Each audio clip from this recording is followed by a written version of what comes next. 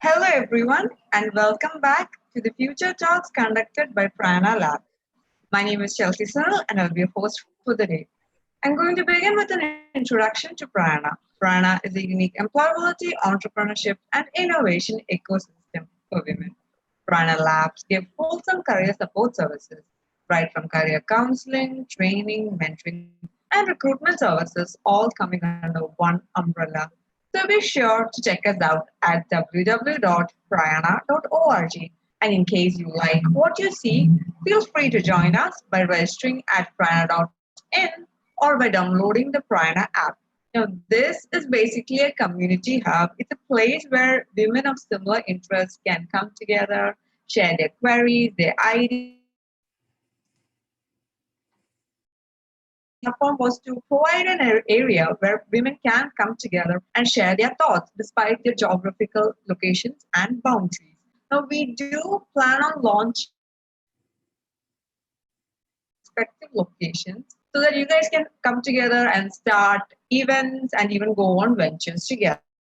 Now, this is Prayaana Collective. Prayaana Collective is a venture of Prayaana. It's unique in the attribute that it's India's first e-commerce platform that is dedicated to the empowerment of women. The platform is uniquely designed with an attractive affiliate marketing model where all the customers are given opportunity for lifetime savings and earnings. So in case you're looking for beautiful handmade products, we have plenty of those made by extremely talented women. So be sure to check us out at www.procol.com. Now, before we go into today's session, let me tell you, in case you guys have any queries during the session, please feel free to post it as a comment in the live chat box below, and we'll get back to you at the end of the session. So today's session is going to be taken by Dr. Priyadarshini Marathe. She is going to take it on the topic gender bias and communication at the workplace. Now, Dr. Priyadarshini is a consultant in emergency medicine and a lead for ultrasound, simulation, and learning from excellence. She is an honorary senior clinical lecturer at University of Oxford. She's a founder member of Gender Equity and Equality in Emergency Medicine, member of International Federation of Emergency Medicine, Gender Specific Issues, Special Interest Group. Now, she's also someone who is at the forefront of the COVID battle. So, as a tribute to her, I am going to play a video. Now, this is a video I got online from YouTube to be specific. So, the link for this could be found in the description below. And I thought I'll play it as a tribute to all the COVID warriors out there.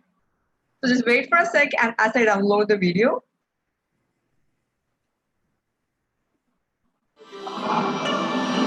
ആ മൈലാഞ്ചിയിട്ട കൈകൾ എന്തിനാ പൊള്ളിക്കണേ? Double ഹോസിന്റെ easy പത്തിരിപ്പൊടി ഇനി പച്ചവെള്ളത്തിൽ കുഴച്ചാൽ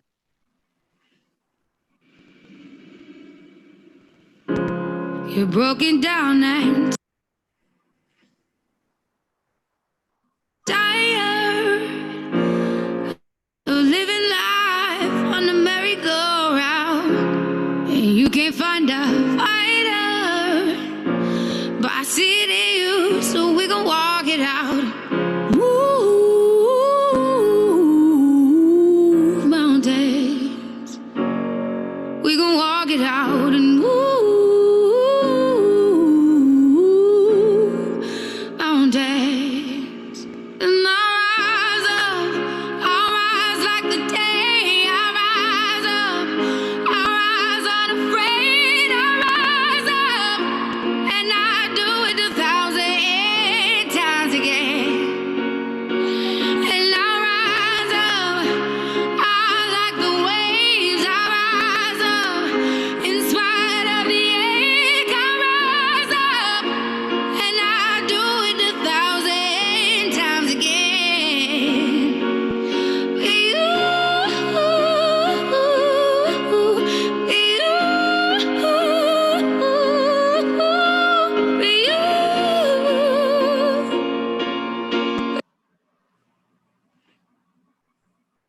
A very warm welcome to the show, ma'am.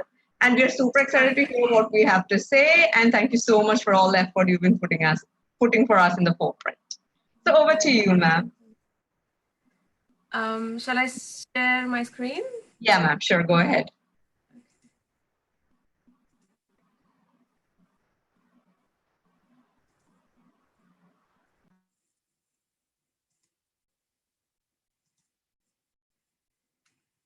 Okay, all good?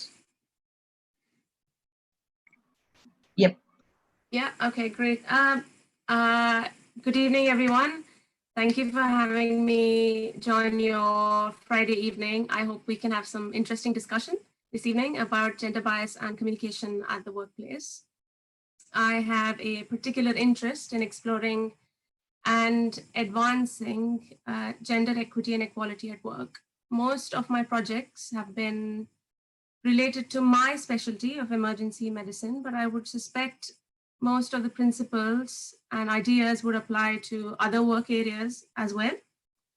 CV and I, this all started when we were having a discussion on our NCC WhatsApp group, and she was kind enough to invite me to one of these future talks to have a conversation with all of you. So I'm absolutely delighted to be here.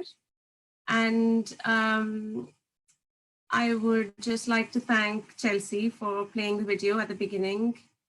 Yes, I'm very far away from India just now. My family and parents are in India. We are doing our shifts in the emergency room, and we are very grateful for all of the support and the good wishes that everyone around the world is sending our way. So thank you. I'd like to introduce you to my life. I live in the United Kingdom in the city of Oxford. It's the home of Oxford University. This is a photo I took from the top of St. Mary's Church, overlooking a few of the colleges in the vicinity. I work at the John Radcliffe Hospital at Oxford in the emergency department, and I've been here since 2013. The John Radcliffe Hospital is attached to Oxford University, and we have our Oxford University medical students coming to this hospital to do their attachments and internship.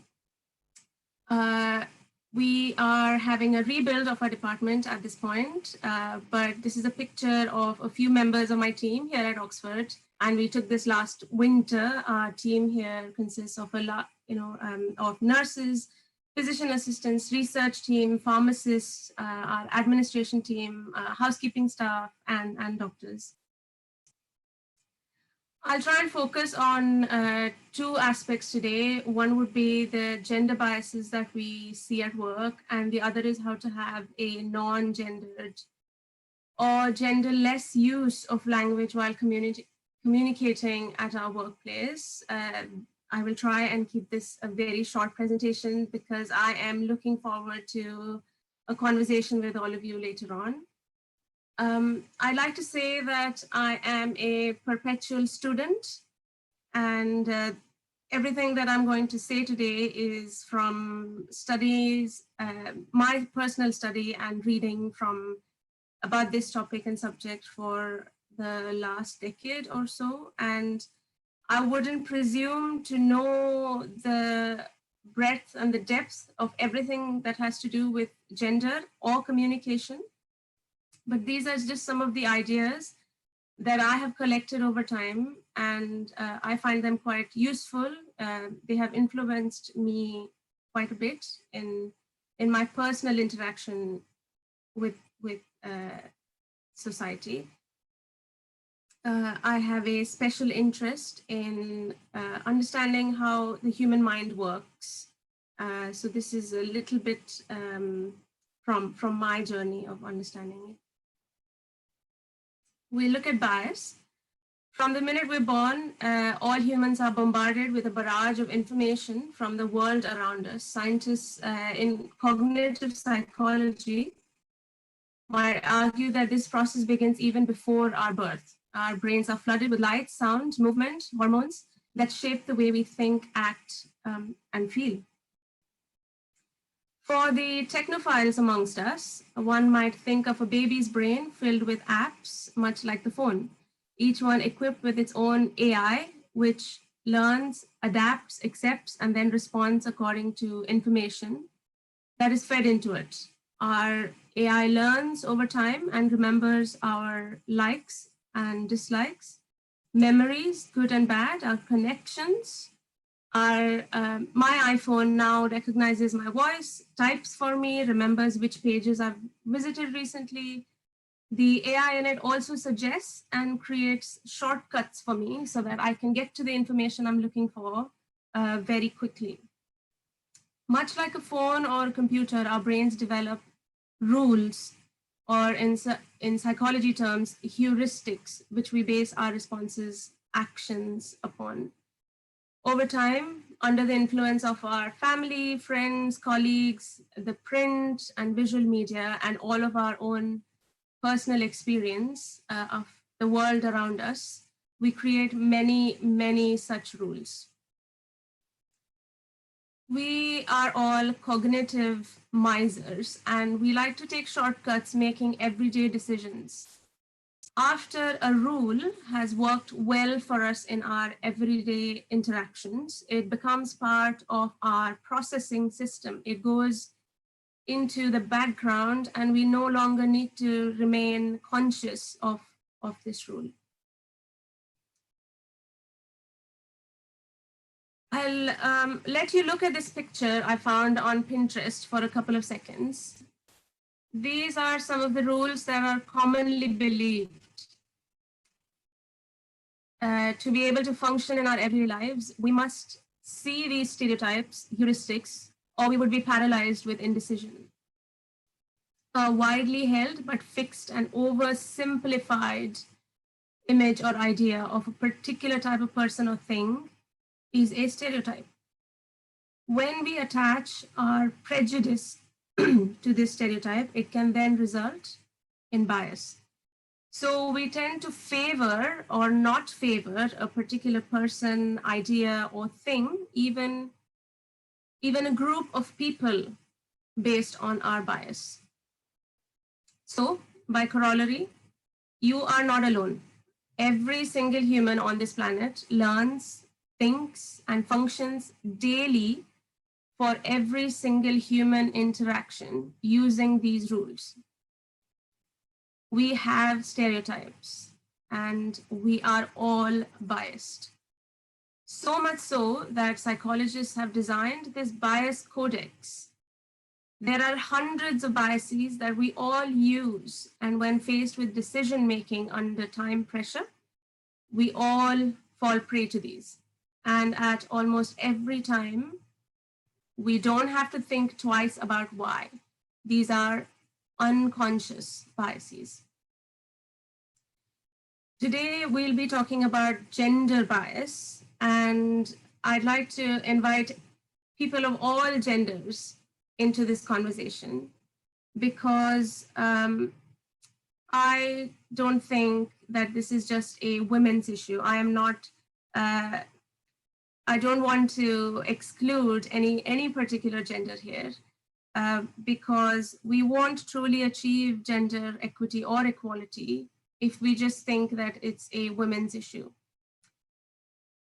If you're a skeptic, you might refuse to consider the impact of this problem. Many an individual working for gender equity and equality is challenged and chastised, saying, don't make this a big deal, it isn't.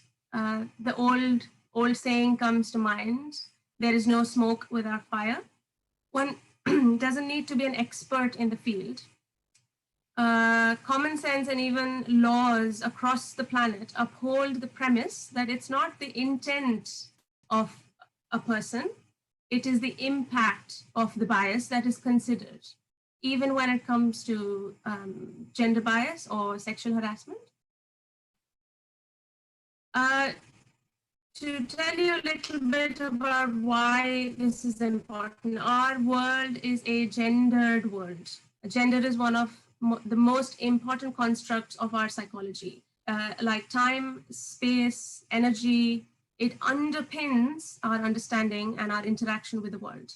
Its presence cannot be separated from our stories, movies, literature, our clothing and preferences for shopping, for the education and toys that we provide for our children. Most people could not imagine this world without the pinkness or the blueness of love, nature, or even religion. What we see here are two different sets of qualities that are very subtly communicating via this picture two different types of qualities. Women are shown to have communal qualities. These entail the tendency to be friendly, unselfish, and expressive, to be warm, to be inclusive. Men are shown to have the agentic qualities of ambition, leadership, ability, and intelligence. We know that the communal qualities can then extend to mean that women need to be nurtured, taken care of, supported like a princess, that they like unicorns, makeup, beauty, shopping. Men should be strong, fierce, and be like soldiers. They are expected to be analytical. They like toy trucks. They like video games. And they get good at being in charge. Girls are raised to be asked to be like ladylike. They're asked to be quiet, demure, and differential. And boys are told not to cry, to take initiative, and to be the big brother.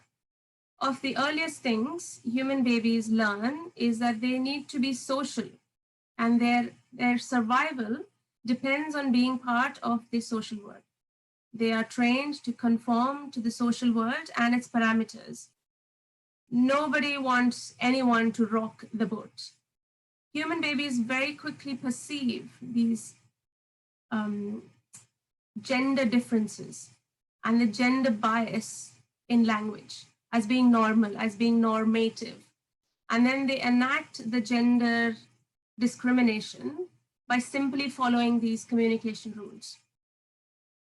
The content of gender stereotypes, according to which women should display communal warmth traits and men should display agentic competence traits, is reflected in the lexical or the word choices of our everyday communication. It's easy to see how language might then shape our thinking around men being the caregivers and the women needing that care. This is unfortunately not an equal relationship. With a simple picture or phrase, we have now introduced a power difference between the male and female genders.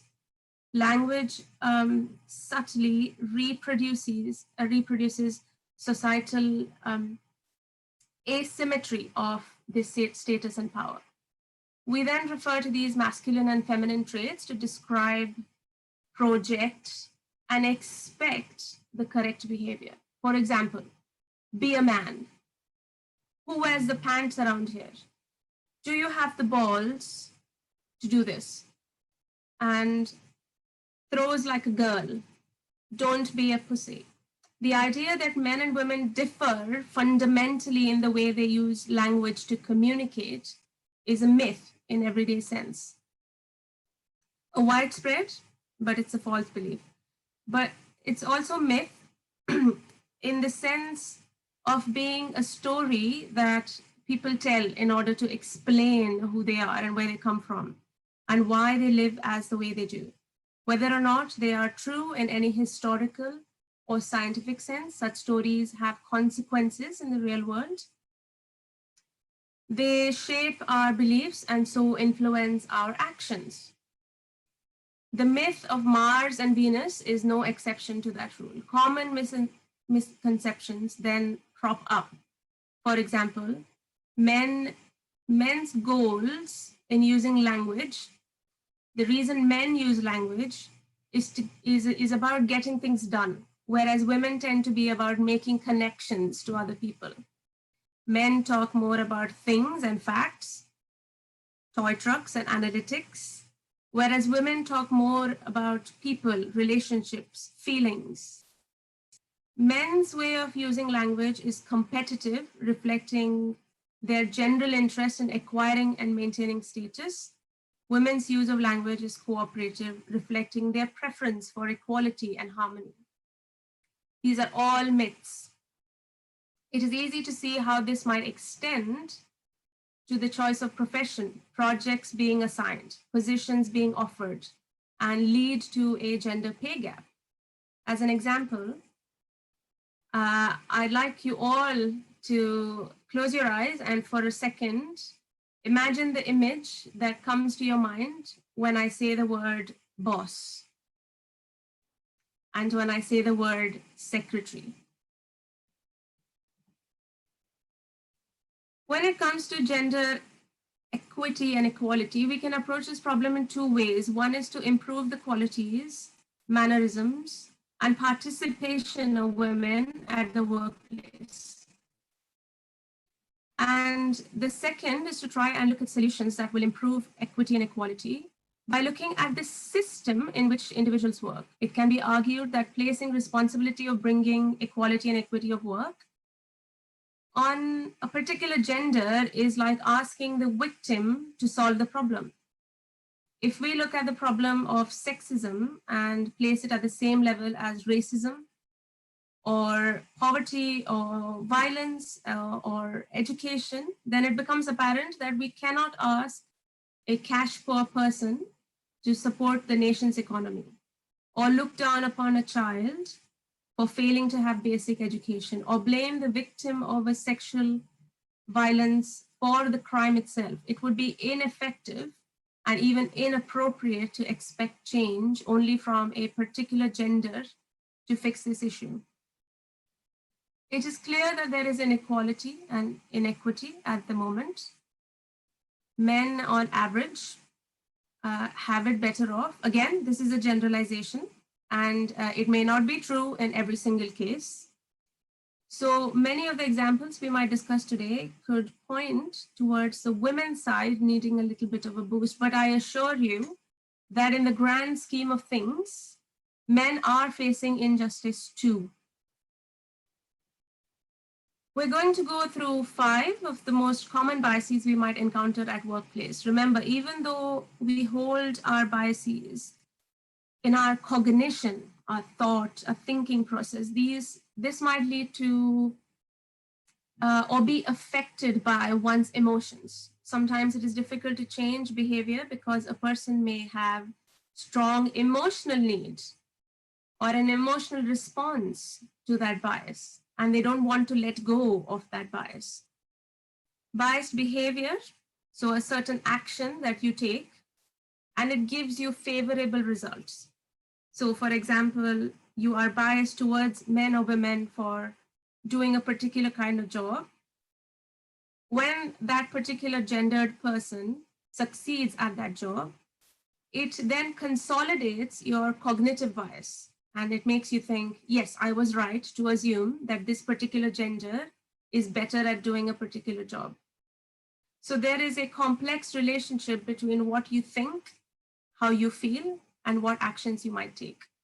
So you might come across a number of these, a combination of these in your colleagues, or your friends or your family members, in their thought process, or just emotional response, or all 3 together, or just the 2. It is very, very important to remember that we're all biased, all of us, every single one, even me, regardless of our gender. After centuries of programming, we are the human race all suffering from gender bias. So the first one we look at is performance bias. And what happens here is we tend to underestimate women's performance and overestimate men's performance. It again goes back to the deep-rooted assumptions that we have. So we assume that women, and also because they have been raised that way, women might like to do a certain job when it comes to face-to-face communication. And men might like to do another job, which is to do with analytics. So if we are to consider a job which is more suited to one gender, we might assume that the performance of another gender in that particular project or job is less. Overall, like I have said, at the moment, the inequality, the way it is men have it better off on average, not in all professions, not in all ways of life, but in general. As a result, women need to accomplish more to prove that they are just as competent as men. Therefore, women are often hired based on the past accomplishments. They need to prove that they have done something well, while men are often hired based on future potential. We assume that they have the skills or they'll pick it up because we assume the quality of analysis or leadership with how we've raised men compared to how we've raised women. To understand the impact of this bias, consider what happens when, if you removed gender from decision making.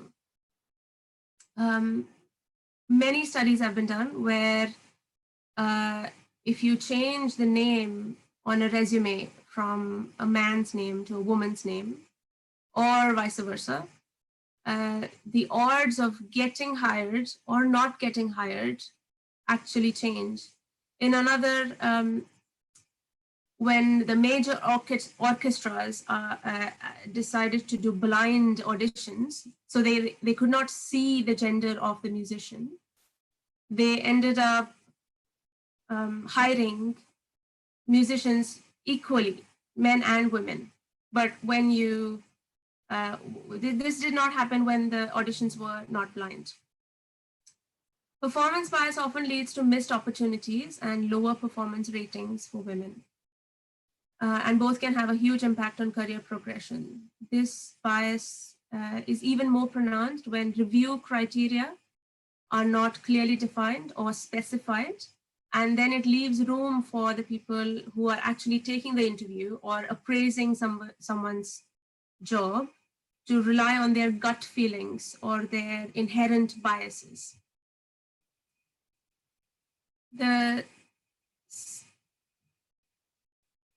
We will talk about this shortly, but there's an inherent tendency to see women as less competent than men, and we don't always recognize the work that they do.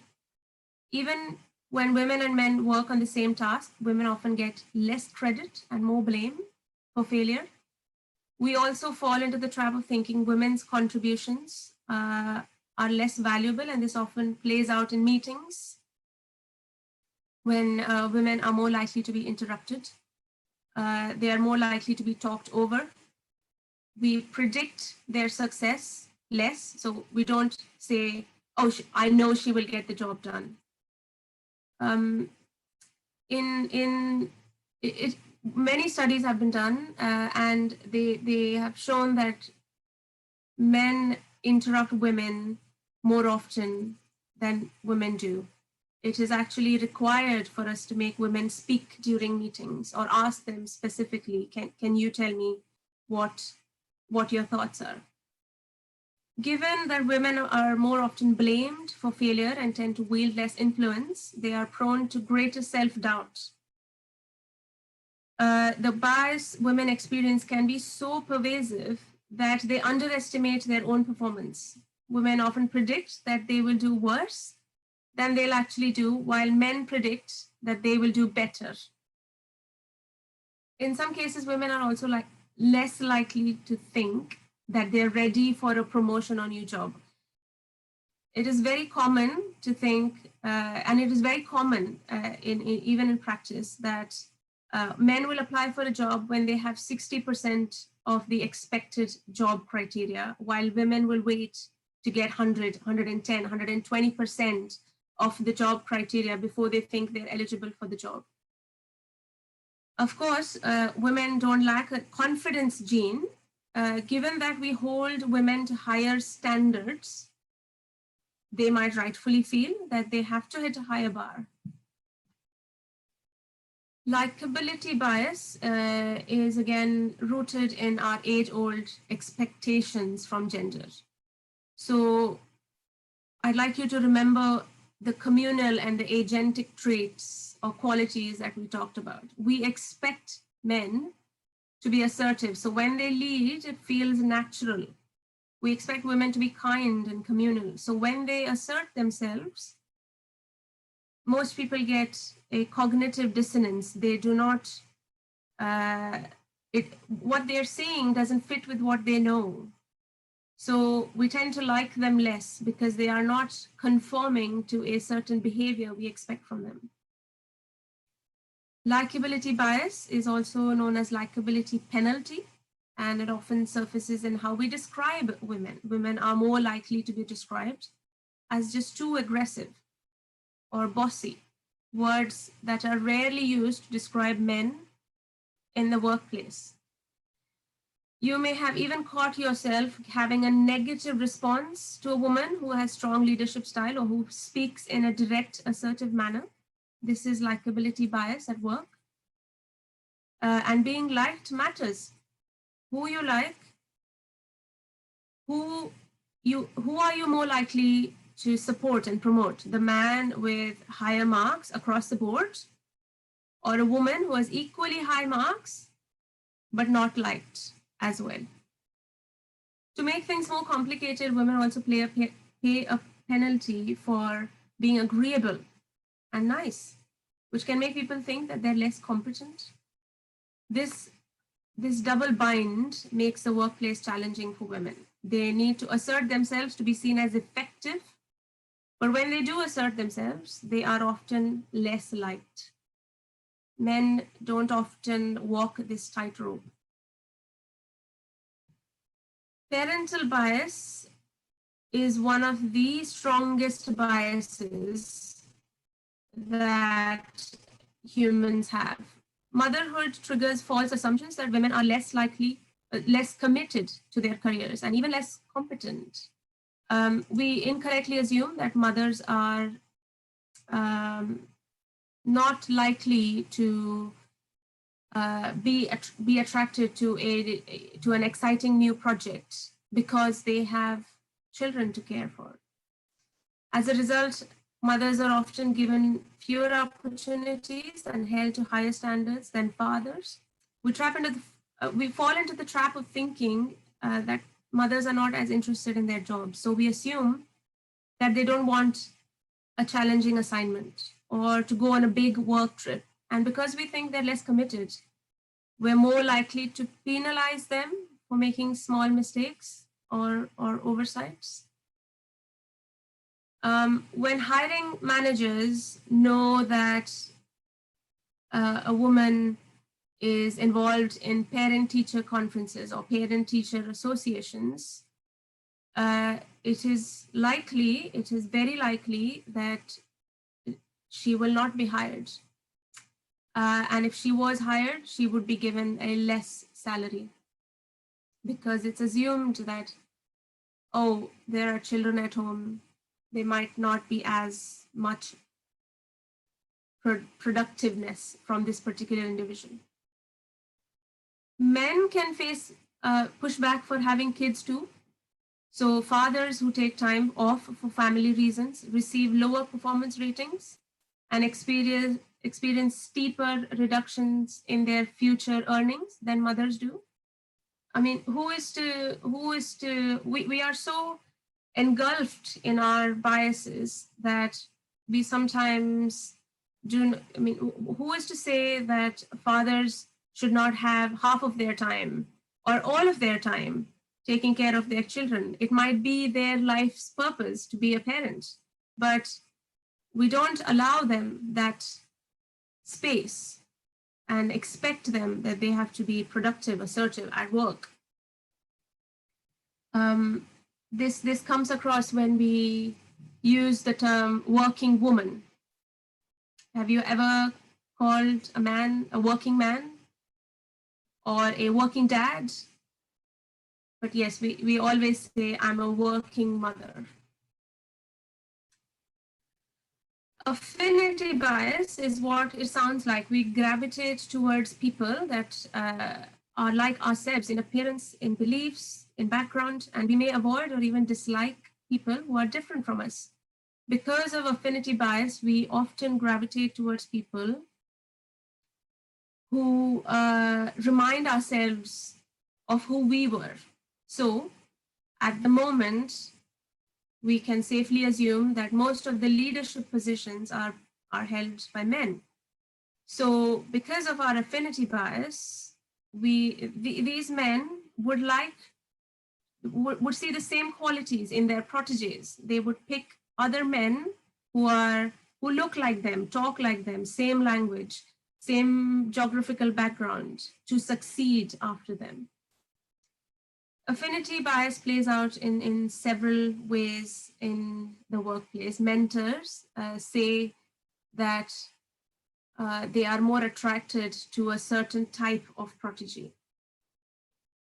Hiring managers are more likely to spend time interviewing someone who looks more like them or sounds more like them. They are more likely to give a better evaluation again to someone who looks or talks like them or who has worked on the same projects as them. This can result in women being left out or being overlooked. We're going to focus on, of course, another aspect today, and that is language and communication. So let's just look at what we do when we communicate at our workplace and how gender bias might affect this. To interact with beings of our species, language developed, we communicate our inner workings of our brains through language with the spoken and written word, with the head bobbing and the hand gesturing, with sounds, with GIFs and smileys in our internet lives. For those who now accept and understand that each one of us is biased, we could begin to explore the idea that our everyday communication and interaction with others is also biased. Let's look at this cyclical relationship between language and bias with a few examples. Last October, the first ever all-female spacewalk happened. I was looking at the news articles at the time, and I was shocked to know that it had taken close to half a century for this to happen. It was bittersweet for me. Photos began to crop up on Twitter, and this is one of them. The hidden yet consensual norm according to which the prototypical human being is male or a man is embedded in the structure of many languages. Masculine nouns and pronouns are often used with a generic function to refer to both men and women. I can bring to your attention many such words: manpower, man-hours, mankind. For a long time now, positions of power and professions of strength have also been held by women. So we have chairman, businessman, cameraman, policeman, fireman, and stuntman. If you look carefully, there isn't actually a female equivalent of these. This has had a negative effect on making women disappear in the mental representation of these professions, and an example of how this might play out in real life. At work, I have frequently been called a nurse, despite wearing a large badge saying doctor. This is especially true if I have walked into the room with a man. This could be a doctor, a nurse, or a medical student. The power of gender bias is so strong that many literate people who can read my badge very easily forget that I had just introduced myself as, hello, I'm Dr. Marathe, consultant in charge today.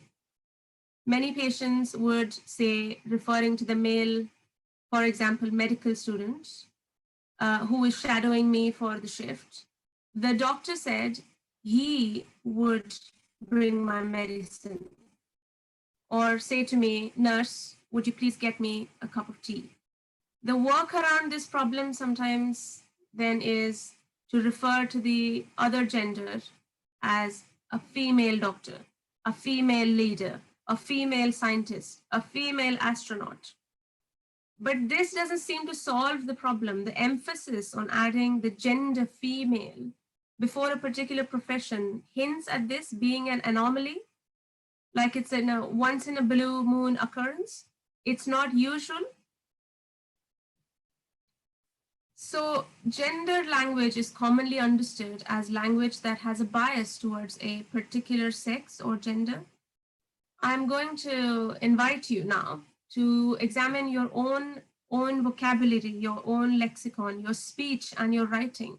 Is your language gender neutral or gender inclusive? Do you automatically assign a gender specific pronoun to a particular profession?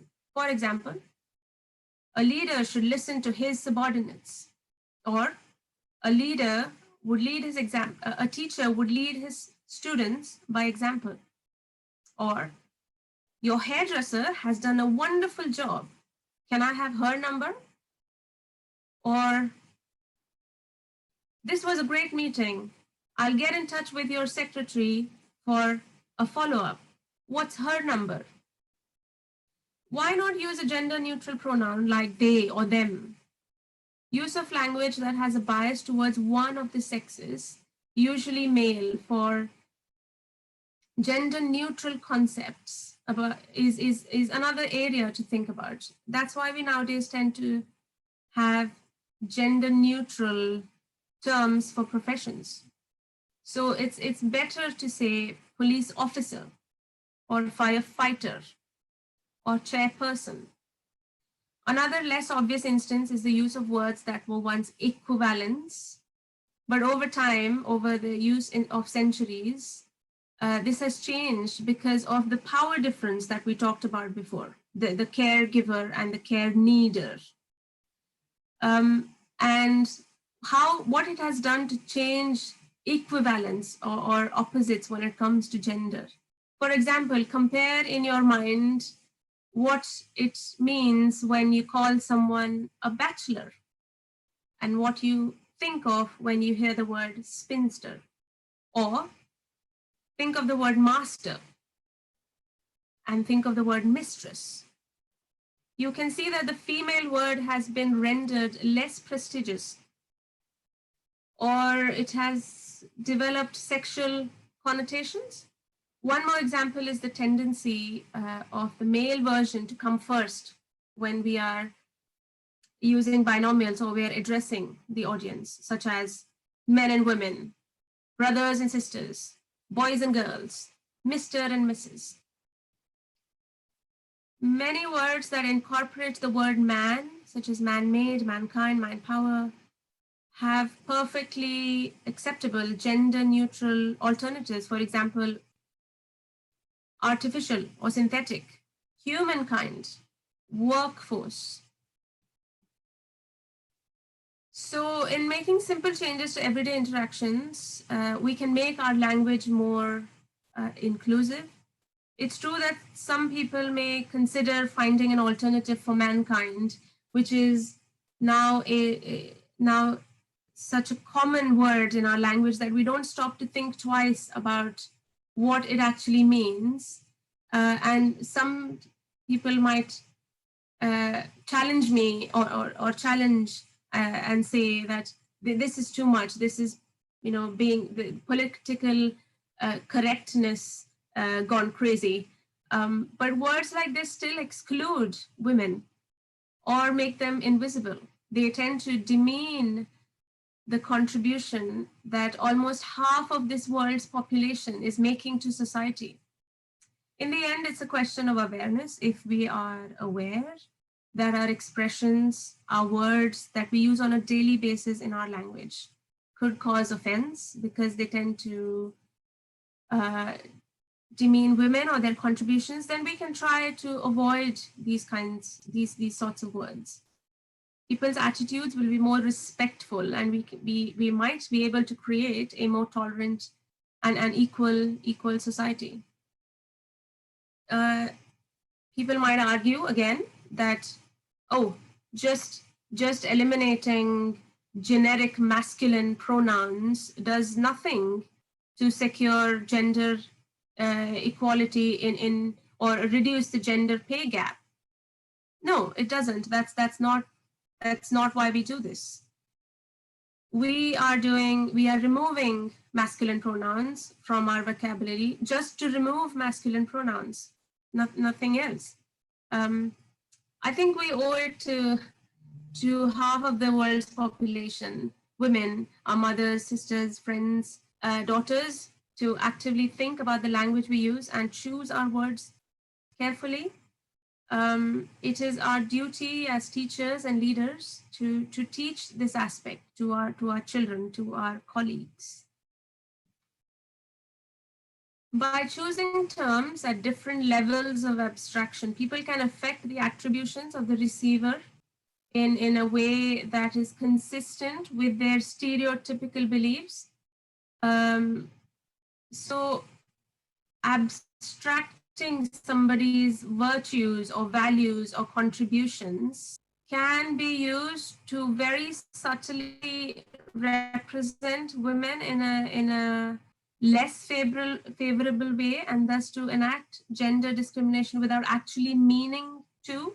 Most of us are not even aware that the words we use to describe women and the words we use to describe men are different when we are writing references.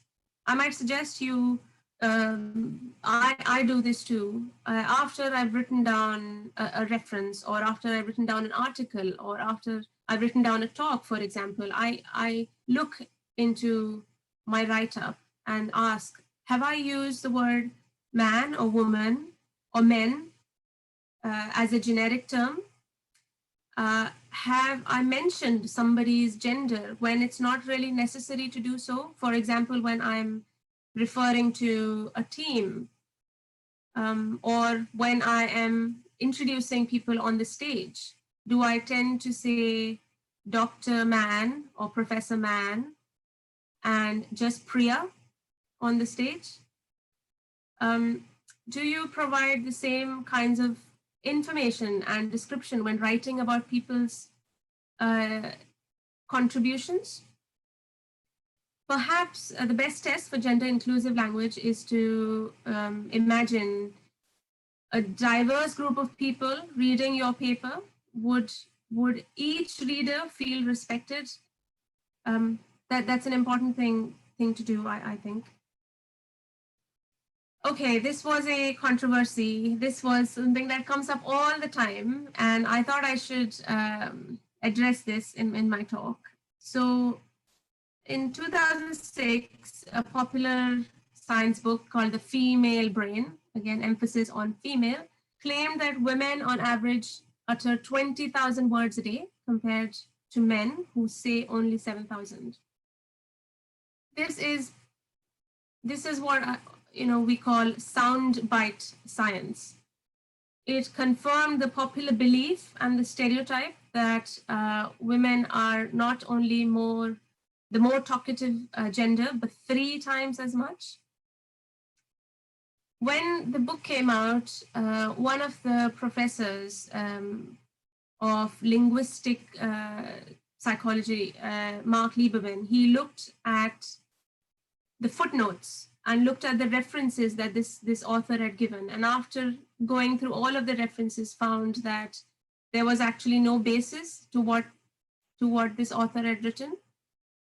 He tried to find out where this number had come from, but couldn't. There was no academic citation or a reference. There was a reference to a self-help book, and these had been plucked from thin air. No one had actually done a study to check how many words men and women actually spoke in a day.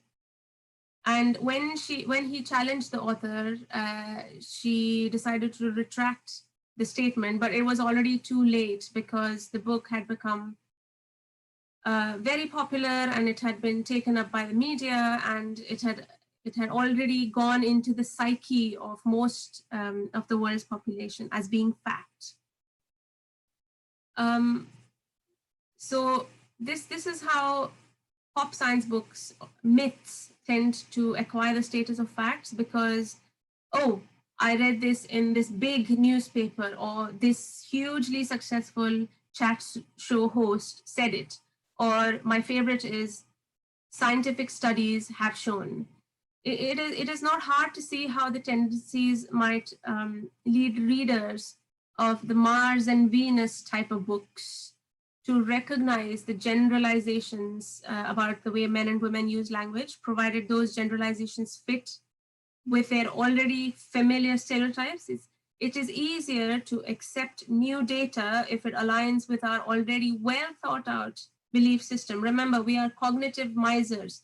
We don't want to deconstruct every single stereotype that we have, because we have developed stereotypes to function appropriately in this world. These books add to the misconception that language and communication matter more to women than men. Women talk more than men. Women are more verbally skilled than men. Women are good at the front face of the office, not the leadership phase. Not true, and it's not always the case. Such misconceptions are so deeply rooted that they have made their way into idioms and sayings of almost every continent, every region, country, of every type of people. Why this happens? Going back to how we raise our children in the pink and blue world, girls and women are taught to and then learn to speak quietly and speak less. When they grow older and they're actually speaking their normal way in their normal amount, it goes against everyone's expectations, both of men and women. I have had many senior women in my friends and family tell me, oh, you talk too much. No, I'm not talking too much. I'm just talking as much as I want to. But the stereotype in your pink and blue world makes you think that women are supposed to be soft and be quiet. And that's why I come across, or women who speak and who talk come across as unusual. In relation to men and women, our most basic stereotypical expectation is simply that we will be different rather than the same. We actively look for differences and seek out sources that discuss them. Most studies investigating the behavior of men and women are designed around the question, is there a difference? And the presumption is usually that there will be a difference.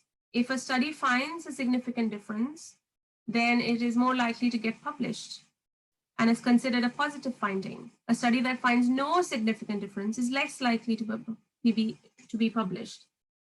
Most people, of course, do not read academic journals. They get their information from scientific research findings, from reports that appear in newspaper or from TV science documentaries. These sources often feature research on male-female differences, since media producers know that there is interest in the subject of the difference between men and women. But again, the criteria that the producers use when deciding whether studies to report how to present them, there is another layer of distortion that comes in. And sometimes headlines trumpet the so-called facts that turn out on investigation to have no basis or no evidence at all. I'm going to introduce you to a statistical method. It's called the meta-analysis. Meta-analysis is when you combine all the little studies that have been done all over the planet, and they are sort of equalized or brought equal for comparison when the numbers of the people in the studies are differing, or the size of the institution. They're brought to a comparable level, and then these differences are adjusted. This is what gives us a valid and reliable picture. So I would urge you not to believe or read things that tell you a study has claimed. Meta-analyses are better for our understanding. Of course, this is not going to happen magically overnight, and no one thinks that changing a pronoun is going to eradicate sexism altogether. But what I'm going to invite you to think is, maybe it is time that we learn to imagine a human without categorizing them by their gender and see them more as an individual. So I'm very grateful for all of you giving me the time. And if you'd like to, talk about any other things that we've discussed today, I welcome your thoughts and your questions. Thanks. Yep. Hi, ma'am. So yeah, we have a couple of questions. So I'll start. Yeah. Okay. The first question is, what are the gender bias issues, if any, faced by healthcare professionals? Now, I know you quoted one already, your own personal experience. Have we had another different one? Yes. So by healthcare professionals as such, so it's very easy to assume that because of the power difference, men walking into the room are automatically called as professor or doctor. It can be any man. And me, if I walk in, then I'm automatically assumed that I am not the consultant in charge or the boss in charge. It happens when speakers are chosen for conferences. So I've been working on a project which looks at the number of speakers at conferences, and many international medicine conferences, there are less than 10% who are women. So that's another example of how this plays out in real life. Okay. So the next question is, why do women tend not to complain even when they are victims of biases in organizations? Okay, there can be a couple of reasons. One is because it is accepted that men have to be treated in a certain way and women have to be treated in a certain way. And this bias is not just in the minds of men, it is in the minds of both. So why I wouldn't complain if there was a problem in my workplace is because I might think of the same problems that we talked about before. Don't make it a big deal. Or a woman might get something thrown back at her. I'm considering you for your qualities and for your resume. Why are you bringing gender into this? So it's sort of thrown back at your face. Yeah. I didn't talk about it. You're talking about it. You're making it a big deal. But it is important. It is important to know that everyone is inside this loop of being biased. Okay. So the next question is, do you have any data that talks of what extent or percentage, if empirical data is collected, of gender bias has a successful women CEO or MD had to encounter while achieving that position? So if I understand correctly, you're asking me how many women report that they were victims of gender bias who have already reached positions of power. Yeah, do you have any data on that, like an empirical data? So I can forward it on to whoever's asked me the question. But again, I would urge people to not just go on one study or two study, or a couple of studies, but I can send them a few articles or examples. I am going to go a little bit beyond this and say that because we are all gender biased, we all experience gender bias, and it isn't any different whether you're a man or woman. So it will not be any different whether you're a woman in power, in a position of power, or a man in position of power. Everyone will experience gender bias. So I'm going a little bit beyond and saying that yes, there might be studies, and yes, I can look them up for you and send you the accurate studies that have been done. But I'm going to ask people who have joined, who are in positions of power, women maybe, have you encountered gender bias? You are now in a position of power. What do you think? Have you encountered gender bias? And I am sure that men and women will say yes, they have. So it's a moot point, I think, if you know, to prove that a woman in position of power has experienced gender bias. Yes, they do. They do.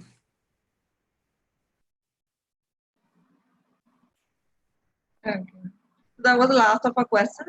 So with this, we're coming an end to today's session. Thank you so much for joining us. And yeah, so now we're going to go back into today's feedback session. So yeah, so please leave your feedback as a comment on the YouTube channel and we'll get back to you. So this is the poster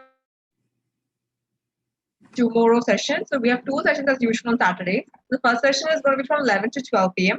It's on the topic EQ and gender diversity. It is going to be taken by Bulbul Renathan, who's a consulting partner at Leader and Development. The second session is going to be from 4 to 5 p.m. It's on the topic sharpening interview skills to face tough times. It's going to be taken by Lieutenant Colonel Prem, who's a specialist in human capital management. So thank you so much, guys, for watching, and thank you, ma'am, for coming on the show and speaking. It was a very well researched topic, and that was easy to make out during her presentation. It was an eye opening that bias is two-way. I think we tend to forget that, like we all as women mostly, we tend to think, yeah, we are biased, but we never really take a minute to think, yeah, maybe a guy is facing bias. So in that kind of a sense, I guess, yeah. Kind of like a strike on your head and we make you think. So yeah, but that's what we're coming to the end of today's show. And don't forget to subscribe to us, subscribe, like, and share. And see you guys tomorrow. Stay home, stay safe.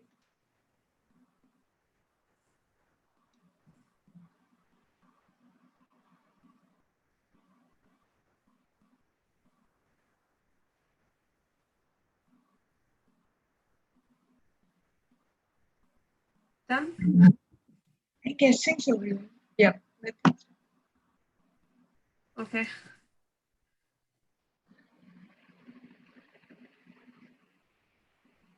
Is it okay? Yeah, it was really good.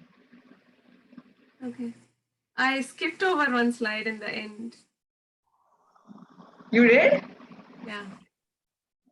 Oh. It was my most favorite slide and I skipped over it. I think I pressed the button twice. Oh. Right. Okay. So when does this get published? Or?